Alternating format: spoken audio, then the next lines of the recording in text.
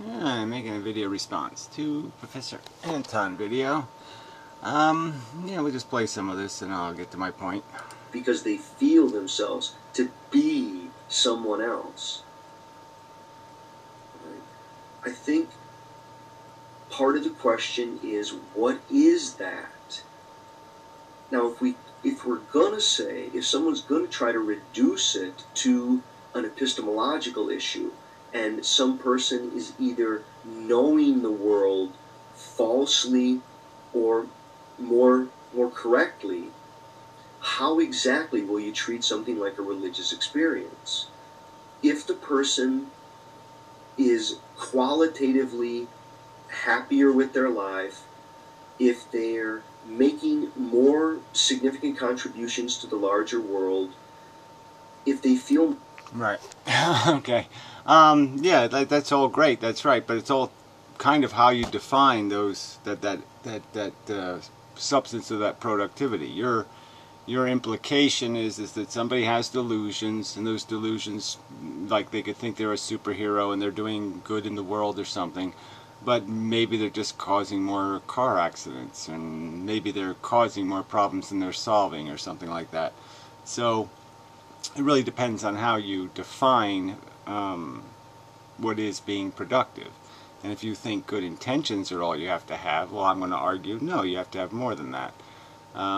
You have to demonstrate some sort of capacity to control circumstances, to understand mechanics, and to actually accomplish your task of whatever it is. If you want to play superhero, it would be preventing earthquakes, not cleaning up after them, that kind of thing.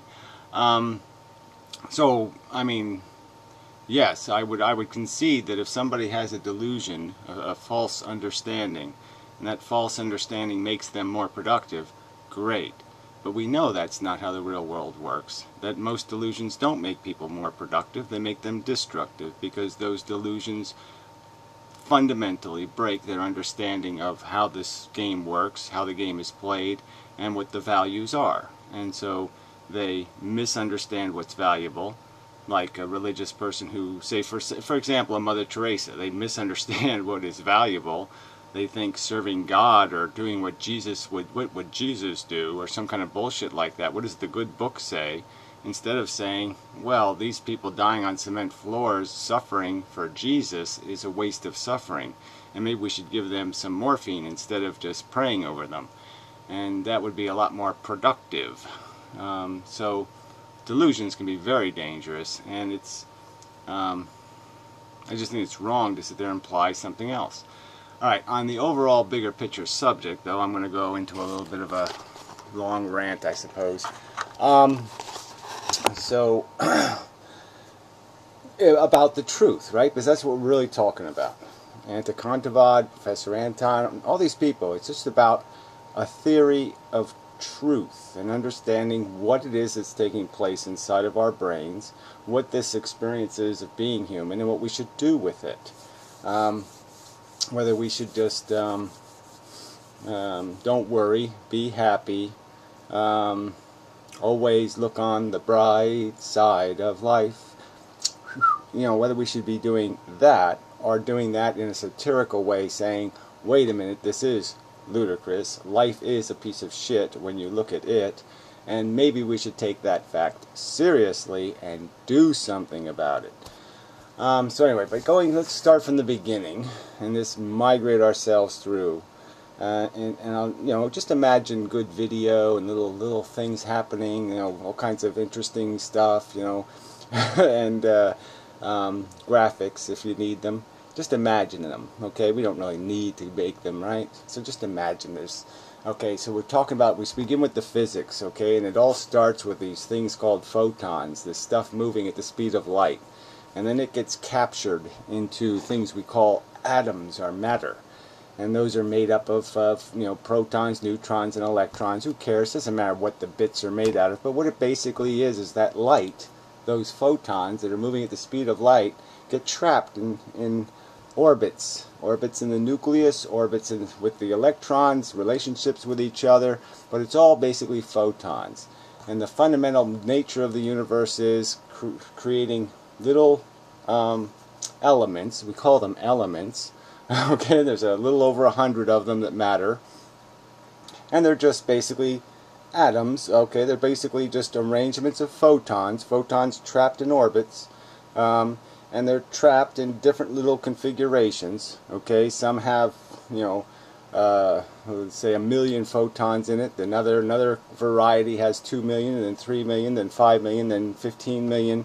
So they're massive photons. E equals mc squared. Their energy component increases with their structural creation of a new shell, let's call it. They start with one shell, and they get another shell, and another shell, and another shell, and another shell, and do that 100 times, and you've got 100 different elements.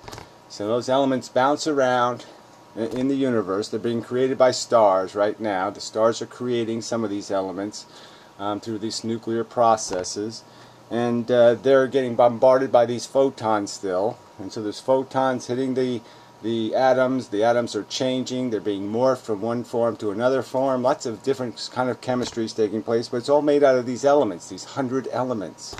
And they combine with each other because of the connections between these photons. When these photons are in little loops, they hook on each other, and they hook together, and then they become a molecule of some other compound, a compound, which is combining two elementary elements, two elementary atoms together, like carbon and oxygen, or oxygen and hydrogen to create water, that kind of thing. They stick to each other, and so now you have compounds, and you have almost an infinite variety of compounds that you can create, and that they can have all kinds of different structures. They can be made out of only two elements, let's say, but depending on how those two elements are arranged, it'll be ice, or it'll be water, or it'll be water vapor, and then you can get into all kinds of other hydrocarbons by adding a carbon. So you can have 3 simple elements, and then you have almost a ton of different kinds of substances that'll be created with those 3 elements. And so in the universe, you have these big giant pieces of stuff floating around in the universe, but those big giant pieces are made out of these photons. It's just a bunch of photons that over time just keep collecting little pieces. The gravity pulls the stuff in as it gets more massive. It has more and more gravity, has more and more hooks, hooking more and more compounds into itself. And so that's a kind of chemistry going on in the big universe, where all the little photons are condensing into elements. They're being forced into atoms, so to speak. The photons are being forced to become atoms, and the atoms are massive, and they start sticking to each other, and they become denser and denser, and they become more and more of this matter stuff. So anyway, so that's one kind of chemical process, and we have lots of evidence that it doesn't do much, right? It just has a bunch of, yes, there's some interesting compounds out there. And the elements themselves are out there. You can go to another planet and it'll be just covered with methane or covered with some other chemistry. Lots of chemistry out there, but nothing really fancy, nothing doing anything, nothing going to wave at you or do anything interesting. But on planet Earth it got a little funky, because the chemistry, as it swirled around and sloshed around, it eventually got into a configuration that made its mechanics replicatable, which meant that it was started to make parts, and those parts interacted with each other. So through the design of this, double helix molecule, this this idea of having something replicating, it can copy itself merely by pulling it apart like a ladder, and the other rung to the ladder reforms on it. And that mechanism of reproduction led to, just through its mechanics, which you could take a couple of hours to go through all the mechanics that's built into that chemistry.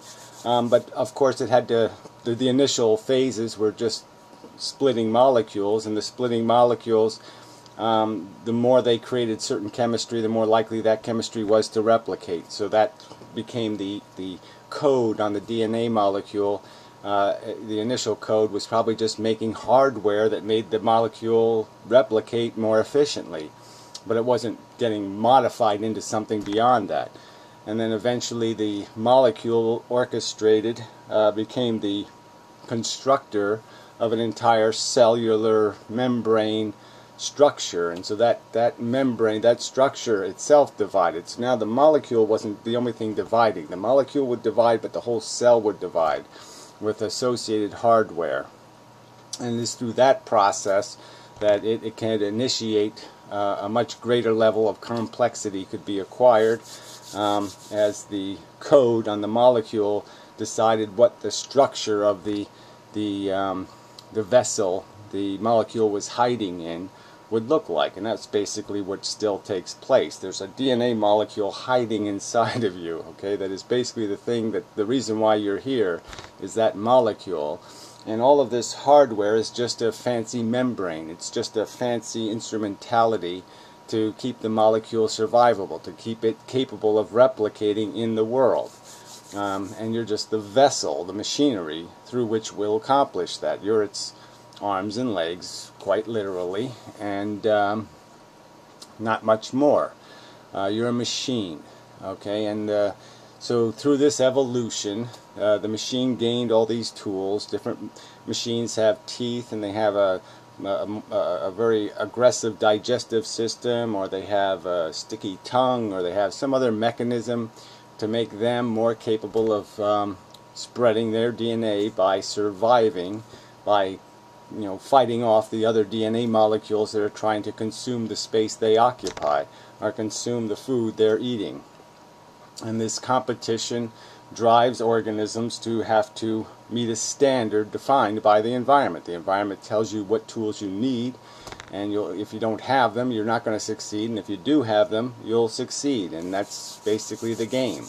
So the machinery creates lots of different varieties, and a small minority of the varieties created will be deemed successful in the competition by out-surviving the others, by gladiator warring them into the dirt and claiming its prize of playing the game another round. And so it's through all these millions of rounds, millions of rolls of the reproductive mutation dice, building more and more tools, building more and more instrumentality, merely out of random changes, and just accepting, just keeping the good changes. Just like breeding puppies or something. You could breed puppies, and you could make a standard where you say, I'll kill all the puppies that don't have a spot on their forehead. So the only ones with spots on their forehead are the ones you keep. And yeah, that's biology. That's the game of selection. And nature's doing a selection process based on environmental standards, not arbitrary spot on the head standards. And so anyway, the tool game goes on, and it's all made out of that chemistry stuff, those photons. It's still just photons, caught up in atoms, atoms sticking to each other because they have an affinity for each other, because their shapes are the right shapes, and they hook on to each other. And that's all that's taking place. So underneath it all, there's still just photons spinning about. Really simple parts. It's all just tinker toys. It's all just dominoes. It's made out of something very simple, but it has a very interesting pattern. It's the pattern it's being filtered by this evolution mechanism. And so now these biological organisms are now creating all kinds of chemistry, all chemistry that could never possibly exist, except it had to be manufactured by some sort of organism that could go through the stages of the process to manufacture the chemistry. So we have lots of interesting chemistry around us that wouldn't be possible to exist if it wasn't for the fact that we have become complex chemical engines and complex behavior engines now that you give us the tool of neurology. So the first neurology was just simple reflexes. You hit the organism on one end and it shoots poop out of its other end. That kind of simple stuff, and then that came, the development of those reflexes became more and more sophisticated, and that became our senses, our sight, our sound, to taste, touch, they're just reflexes. But now they become reflexes that trigger reflexes that trigger reflexes that trigger reflexes that trigger reflexes, and essentially has become a more complex thing we might call a program, like in computer science. It's all just a reflex. It's all just taking a bit out of a memory location and putting it in another location based on a rule that's established, and we're doing the same thing. If this, do that, and that's all that's happening. So if something triggers this, then something else does that, and that's all there is. But there's a ton of it. Millions and millions of reactions that create every bit of our behavior.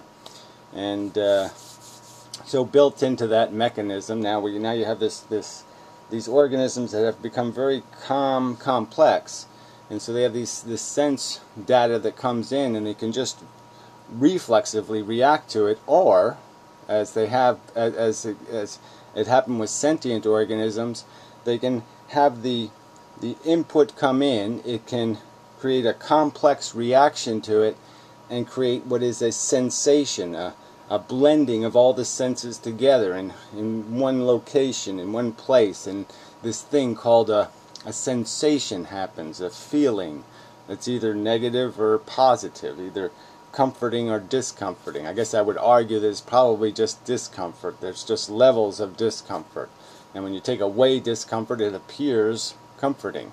But anyway, so that's what it fell on, this mechanism of creating the repulsive sensation. And with that repulsive sensation, it can now associate sense data that comes in and create the idea of fear, or run away or get away. And that would make the organism more effective at surviving, because now it could associate things, it could recognize things in the environment and react to them based on a perception created inside of its head. So now it has one brain that's taking in the data. It creates a sensation, which creates a problem for the organism, like I have to do something. I either desire or I'm afraid. Either I'm attracted or repulsed. And I can be both at the same time. I can be hungry and afraid. And that makes me have to process, do more work. So instead of just being a knee-jerk organism, I can be an organism that can have two different interests, hungry and afraid. And now my brain can move around, look around, and say, can I get rid of the fear or can I get rid of the hunger? Can I satisfy one of these things without compromising myself? And if it can't, well, then it's going to have to keep studying until it can find some way to either appease its fear or satisfy its hunger, and that became the more complex organism. So essentially what human beings are doing is they're taking in, the mammals, what mammals are doing is they're taking in the world through their senses. Their senses are creating a narrative, a story of sorts, a representation of reality that has a feeling component tied to it of comfortable or discomfortable, I like it, I dislike it, a taint to it, a feeling taint. And then their brain has a memory of those feelings, of those images, of those things, and it looks in the memory and says, has this happened before? Is there a past experience? What did we do the last time we were in this position? And then it can learn. It can become a learning machine. And so we learn like a wolf can learn how to navigate its territory. It knows where the trees are, so now it can run really fast, and it has like an automatic physical reflex, a memory, a muscle memory. And so now it's going to be even better at catching its food because it can remember how to jump the environment. It can remember where the stream is and where the gully is and where the rock is and where that tree is, and it can avoid all the hazards and more efficiently navigate the environment through that muscle memory. And then for humans it became more complicated because they started associating vocabulary, words, as representations of things. And so then we gained more and more vocabulary, more and more symbolic representation. We basically turned it into a process where we could define the properties of things. We knew that rocks were hard and trees were, that they got bigger over time, and that the ground changed and the water was, sometimes when it rained there was more water in the stream. We could understand all those things conceptually, because we can understand the properties of things, and we could put things in categories. We could put things in categories of good or bad or comfortable or uncomfortable or dangerous or not dangerous or all of that crap.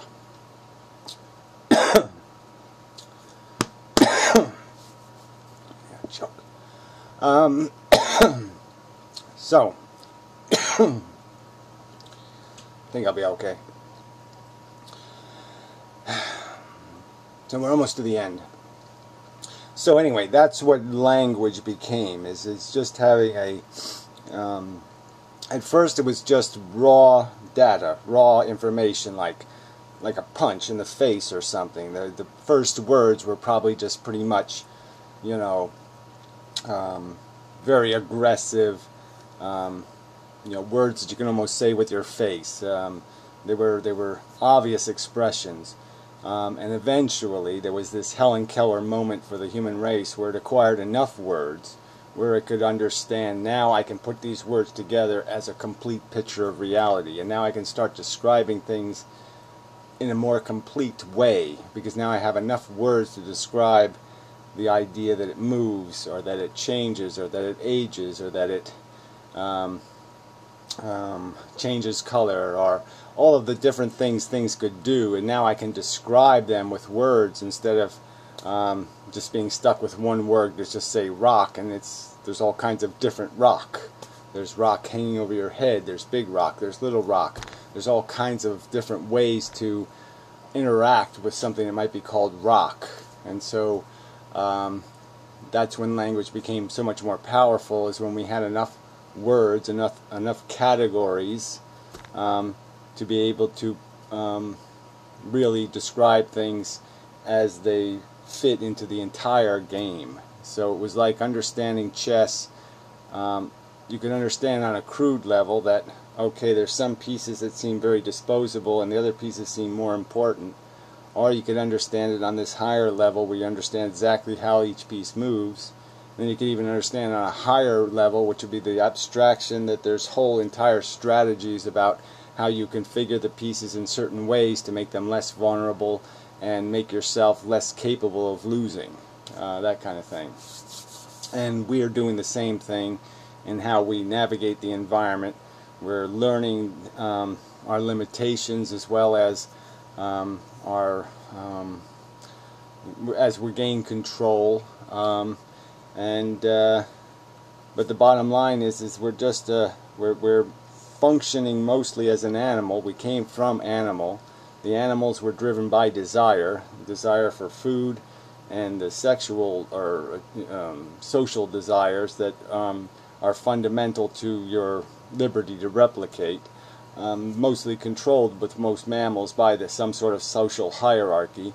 Your success, in terms of it as an individual, is really going to be dependent on your status within the group, not so much your capacity to survive in the wild, so to speak. You might be a very good survivor, but if you're not a good politician, you might fail in many mammalian social groups, because the game is really becoming the leader of the group, and using the group as your weapon, as another membrane of your DNA molecule. And that's how many mammals function, essentially, as the dominant hierarchy alpha male is basically using the other members of the troop to create a shield of power for its molecule, protecting its molecule and giving its molecule capacity to spread. And so it's almost another layer of its flesh, is how it controls its family unit, or its tribe, or its nation, or its race, or whatever you want to go through, all those kind of levels of manipulation and influence. So, yeah, but bottom line is the initiative, the sensations all come out of the individual.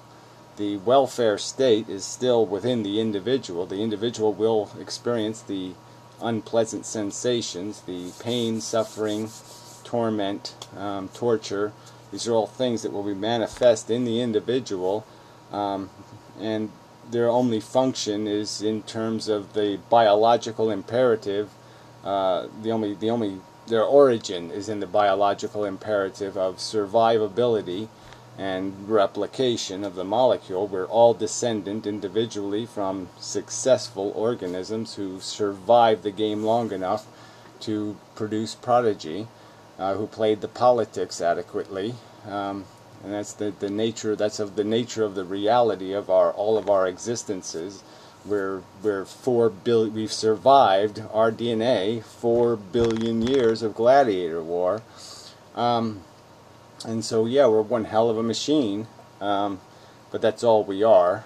And the thoughts that run through people's heads, the delusional stories about unicorns or gods or, other ego mechanisms, are just that. They're just fairy tales and fables. The real story is you're just a replicating molecule. You're a tool-enabled machine of chemistry, a complex arrangement of chemistry forced together. The chemistry has been forced together. My liver doesn't work for my body because it wants to. It's been forced into servitude. The cells, the atoms, the molecules, the photons have been captured and compelled to be part of this arrangement because of the way the DNA molecule replicates, and the fact that the replications that survive, the machines that survive, replicate a certain kind of molecule, and it will force the same kind of slavery all over again, because that kind of slavery worked. That kind of forcing of the chemistry together worked. And that's the game we're caught up in. But it's just a bunch of chemistry blobbed together to make a machine that survives in the environment. And as intelligences, we can understand this is the game. We can understand that it's really expensive, and that there actually are no players. It's just pieces, knocking pieces off the board because a DNA molecule required it, and there's nothing else happening here. There is going to be no winner of the game. There's just going to be pieces disposed of over and over and over and over again forever, and some of these pieces will delude themselves with fantastic stories that I won, when no, they basically enslaved a bunch of organisms through a hierarchy and abused the fuck out of them for their comfort. Just like right now, I'm breathing oxygen and living in a temperate environment created by the suffering of a bunch of sentient organisms dying to create a humus from which the rest of the biosphere creates the things I live on. I'm forcing their parasitic slavery. I'm forcing them to be ground up in the game for eternity to satisfy my comfort. And that's all there is here. There's just stuff to consume. Okay? Consumption, reproduction, it's all kind of cannibalistic, and it's all because you're psychologically motivated, addicted by a mechanism that creates this as the agenda. And certainly we can logically understand that the agenda of the crude machine should not be the agenda of the thinking, capable, logical device that has been placed on top of this toolkit. And it's capable now of, instead of being owned by the gorilla, the iPod, the thinking machine, the weapon of logic, can now understand that it should be in control, that it should be defining the goals, that it shouldn't be a slave to the silly notions of a biological machine. Yeah, probably enough. Yeah, but there's always, but this is it, okay? That's the story. That's the truth. That's the reality we're living in. There are no unicorns. There are no gods. There are no accomplishments beyond the fact of how you affect the other sentient things existing here. There's nothing else going on here. There's just biological machines capable of feeling who are feeling. and that's the only part that has any meaning, then the rest of it is just machines. It's just mechanisms banging into each other, and it's of no consequence. And the only part of it that has any meaning, that there's any rational reason to apply logic to, is the dilemma of the repulsive sensation that has been manifest in the conscious organism. That's probably enough. It is the source of all value. There's no other mechanism creating value except sentient organisms. No other thing makes value coins. Yeah, that's really enough. So, roll the credits and whatever, some kind of whatever smiley face image.